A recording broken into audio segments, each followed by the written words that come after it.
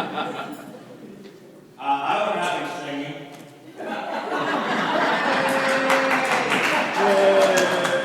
When they put me on after the talent debate. You gotta leave that plan. I love my dentist. I know that's not something that a lot of people say, but I love my dentist. And I would ask if there were any practitioners of dental arts in the audience, but I found that people who practice the dental arts refuse to raise their hands. But about 2 years ago, I was eating dessert after supper. We were having some homemade, made from scratch M&Ms. And I went down with this tooth right here. You can't see it because my cheek's in the way, but also because it's gone. I went down with that tooth, and it felt like somebody took a nail gun and just shot a rusty 16-penny nail in my jaw. And this was about 7 o'clock at night, so it was way too late to go to a dentist. So my wife got on the internet, and she typed in natural analgesics, which means painkiller, by the way. And there's a joke there, I would make it. We're not in this thing, sure. Maybe you can work it out. And she found out that garlic is a natural painkiller. So she went in the kitchen, and she took 2 cloves of garlic, because we didn't have a snake hand, you know. I know, this guy.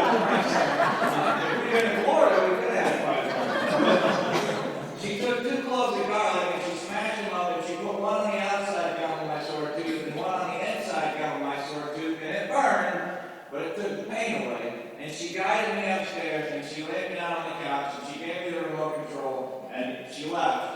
And about every hour, she'd come back in and pack more garlic into my face. Now, nobody wanted to be around me.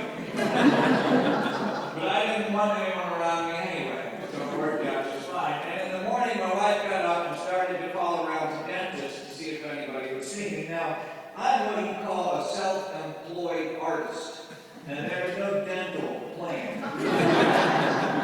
Plus, for the last 15 years, my wife and I have not been going to the dentist because we've been paying for our children to go to the dentist instead. So time after time, she would call a dentist and they would say, no, we cannot see him. He is not a pre-existing patient. And as I listened to this conversation over and over again, I thought this sort of language is just the beginning of the problems with the American medical health care system. I thought all healthy people are pre-existing patients. You never hear it. A medical professional will refer to a current patient as a present existing patient. You certainly don't hear refer to patients who have passed on as post. But finally, Dr. Lambert agreed to see me, and I got in the car and I drove down to see Dr. Lambert, and the receptionist showed me in, and she sat me in the chair, and she said, Dr. Lambert will be here in a moment. And I lay there in the chair waiting for Dr. Lambert, thinking to myself, when he comes in here, he's going to give me one of those sanctimonious medical professional speeches about how if I just spend a few more minutes of my day, every day, tending to my teeth, if I just practice better oral hygiene, I wouldn't be in this situation. If I just flossed more often and used better toothpaste and, a soft brush instead of hard. The longer I waited for Dr. Lambert, the more I started to dislike Dr. Lambert. Now, I had never met Dr. Lambert, but the guy was really getting on my nerves. And when he finally did come in the room, I said to him before he said anything, I said, Doc, I just got to thank you for seeing me. I said, I have to admit, I haven't been to the dentist in probably over a decade. And he said, no, don't worry about it.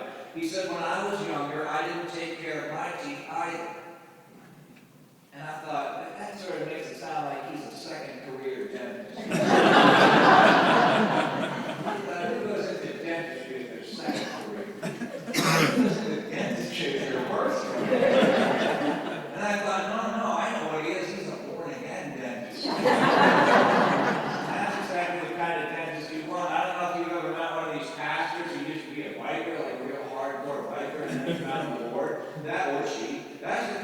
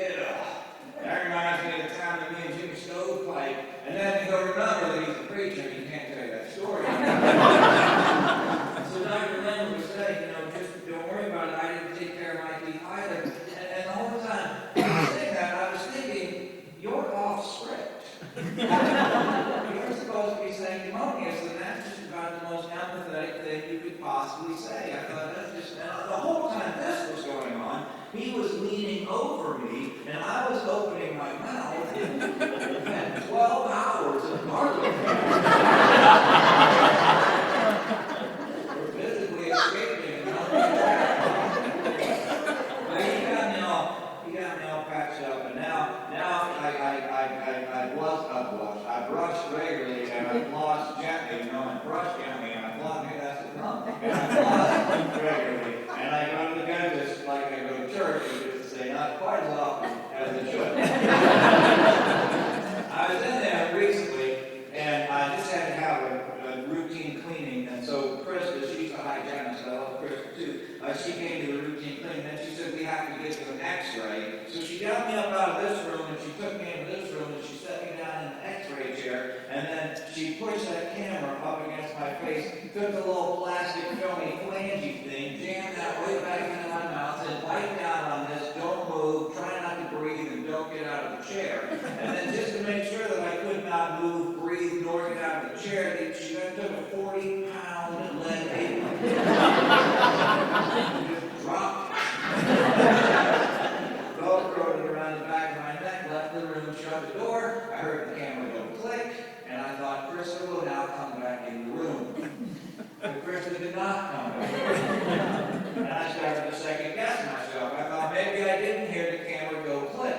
I thought, I'm pretty sure I heard that camera go click. I thought, well, maybe this is some sort of slow exposure. I thought, no, that's a bad idea. X-rays are bad for you. That's why I'm wearing a 40-pound lead apron. And then I thought maybe something happened to Krista. Maybe she fell and hit her head. Maybe when she pushed the button to take a photo, she was electrocuted. She was eaten by a giant Venus flytrap. And I thought, I should go and check on Krista. But Krista had said, don't get out of the chair. I started to panic, and I thought, I don't care what Krista said, I'm taking a breath. And so,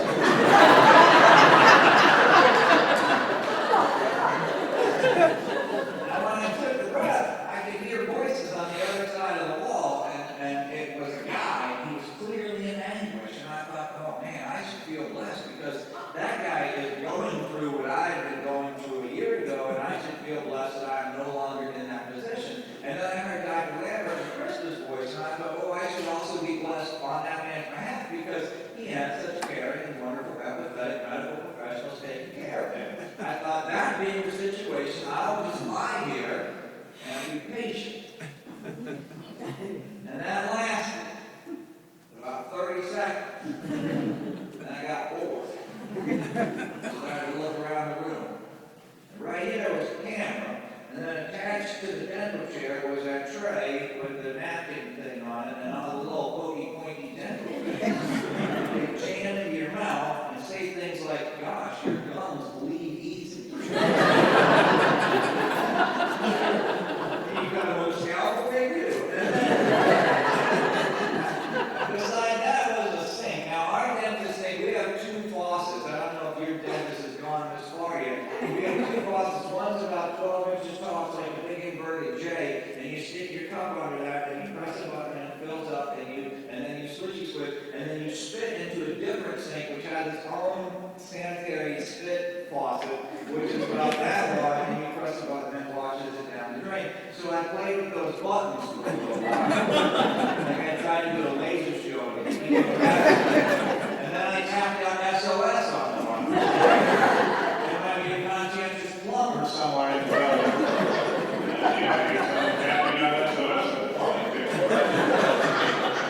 And then attached to that sink by a long rubber hose was a water gun.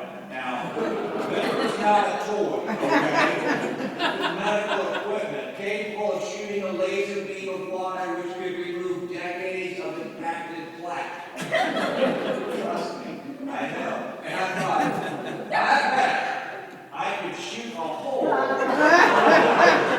through the drywall. And I thought, no matter how empathetic Dr. Lambert is, if he comes in here and I'm shooting holes in his drywall, he's not going to be happy. And so I left the water gun alone, and I looked down beside me, and on the floor was that foot pad that the dentist presses, and the chair goes up, and he presses another button. equipment that your barber or your hairstylist has. Only here it's medical equipment, so it costs $25,000. I've always wanted to press one of those buttons. No one's here, so I reached back and I pressed the button. And the chair went clunk, and it started to descend. And it went down about 18 inches, and it went clunk, and it stopped. And I thought, that was fun. And it didn't hurt. So I have not learned a thing. So I'm going to press another button. So I pressed another button, and the chair went clunk, and it started to ascend. And I thought, well, it is going to go about 18 inches, and then it is going to stop. But it did not stop. It continued to ascend. It continued to not stop. And I thought, well, I could get out of the chair, except Krista has said no.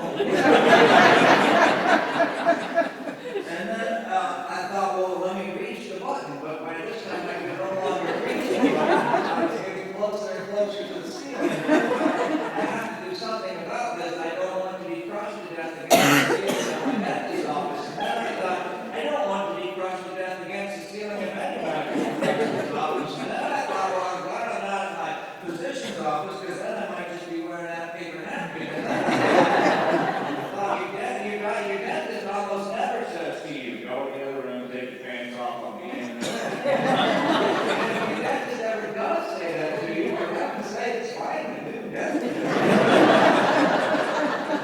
I thought I had to do something about this. I couldn't reach the button, so finally the tray was rising with me. The tray was snake there connected to the chair, so I took one of those little pokey pointy things, and I put it plugged in down, and I was just going to drop it and hit the button to stop this madness, but I could no longer see the button, so I had to take the button with the little wire with the mirror on the end, and I had to bite down and look at the mirror.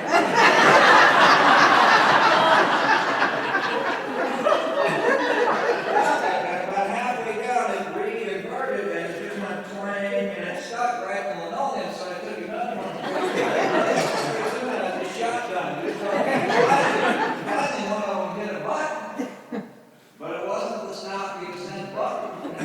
It was the start the recline. Pretty soon I was parallel with the floor. I was at a negative 35 degrees. Someone would come by and put a chimney on me. I would have made a beautiful roof, but then that 40-pound lead apron was put right on my neck, slid off.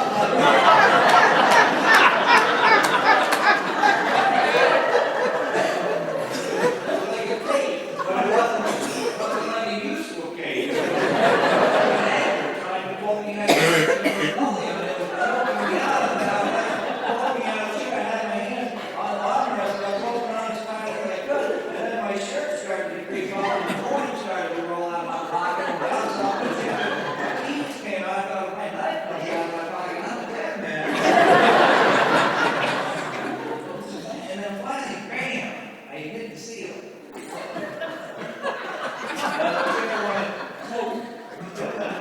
And it started to descend. And it went down about 18 inches. And it went clunk, and it started to ascend. So now I'm being hammered in the and every time I hit, something else would happen. My shoes went flying off one by one. My shirt was riding up further, and the thing was still trying to go down.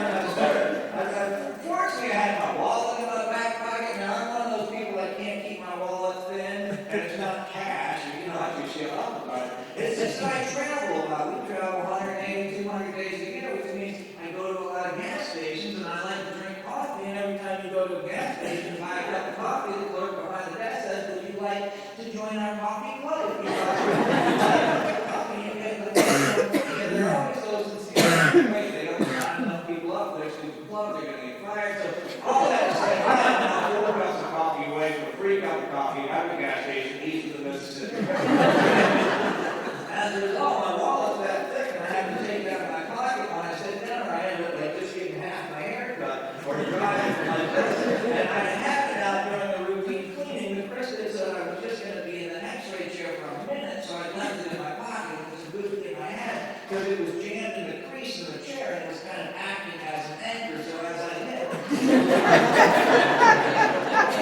the problem was that every time we hit, I sort of slipped down my head a little bit more every time. And so I thought I have to do something about this, and I can't get out of the chair because the first thing it said, don't get out of the chair. And I'm a product of the American public school system. When an authority figure says, don't get out of your chair, you don't get out of your chair. So, but I had to do something, and next thing I saw the water gun, it was still rising. I thought, I took that gun, I could take that gun, and I could shoot the button. I could just shoot it. So I took it, but I couldn't see, and I was being asphyxiated. And then finally, on the other side of the room, I saw the intercom button.